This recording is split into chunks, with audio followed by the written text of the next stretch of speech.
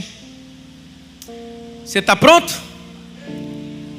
Gênesis 37, nós vamos ler dos versículos 2 até o 5. Aí depois nós vamos pular, vamos para o 9, a gente lê até o 11 e por fim a gente lê o verso 19. Mas nós vamos falar um pouco sobre uma história muito conhecida. Até você que nunca leu na Bíblia essa história, provavelmente você já ouviu falar. Se você não leu Bíblia, mas assistiu Record, você vai lembrar dessa história, que é a história de José. Né? História de José.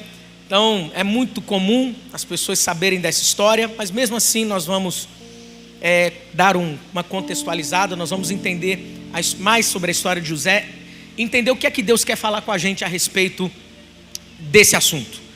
Gênesis 37, versos 2 em diante, diz assim: esta é a história da família de Jacó. Quando José tinha 17 anos, quantos anos ele tinha, gente? Ele pastoreava os rebanhos com seus irmãos, ajudava os filhos de Bila e os filhos de Zilpa, mulheres de seu pai, e contava ao pai a má fama deles. Ora, Israel gostava mais de José do que de qualquer outro filho, porque ele havia nascido em sua velhice, preste atenção nisso. Por isso ele mandou fazer para ele uma túnica longa. Fala comigo, túnica longa. Quando seus irmãos viram que o pai gostava mais dele do que qualquer outro filho, odiaram-no e não conseguiam falar com ele amigavelmente. Olha o que está acontecendo aqui. Verso 5. Certa vez, José teve um sonho, e quando contou aos seus irmãos, eles passaram a odiá-lo ainda mais. Verso 9. Depois teve outro sonho e o contou aos seus irmãos. Tive outro sonho e dessa vez o sol, a lua e 11 estrelas se curvavam diante de mim. Quando o contou ao pai e aos irmãos, o pai o repreendeu e lhe disse: que sonho foi esse que você teve? Será que eu, sua mãe, seus irmãos, viremos a nos curvar até o chão diante de você? Assim seus irmãos tiveram ciúmes dele. O pai, no entanto, refletia naquilo. Verso 19. Lá vem aquele sonhador, diziam uns aos outros. Preste atenção aqui. Quem aqui já teve sonhos na vida?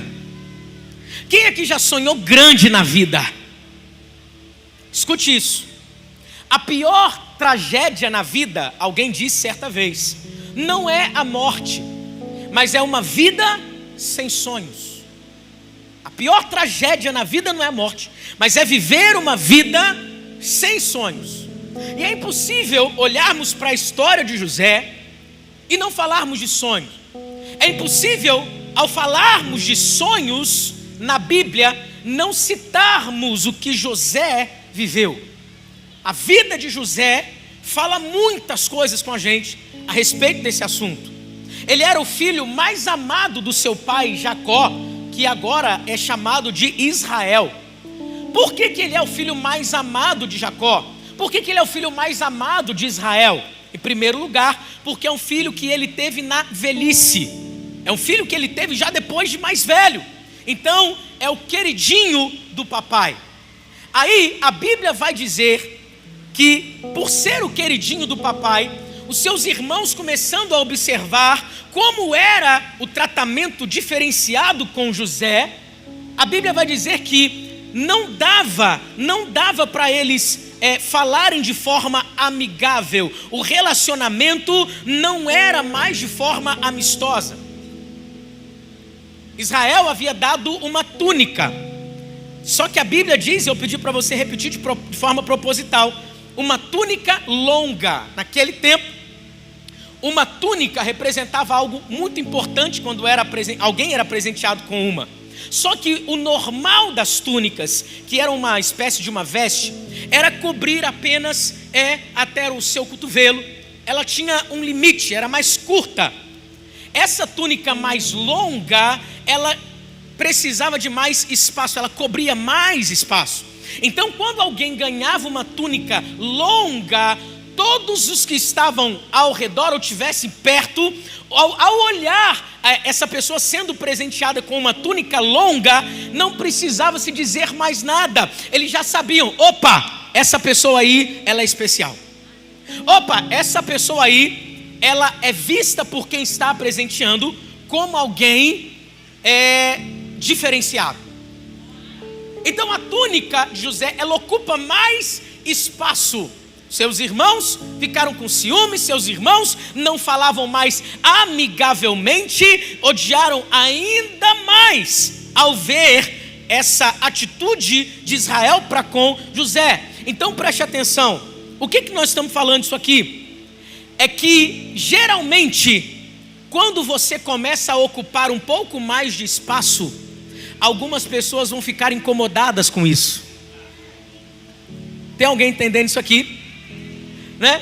Tem gente que vai se relacionar de forma saudável com você enquanto você está no mesmo nível delas.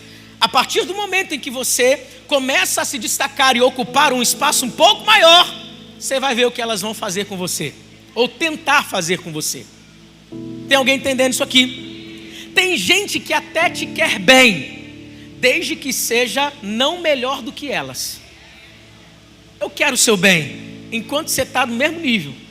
Se ficar um pouquinho melhor, já era. Então escute o que eu estou te falando. Por que eu estou falando isso tudo para você? Você percebe aqui um ambiente desagradável, irmãos com ciúmes de José.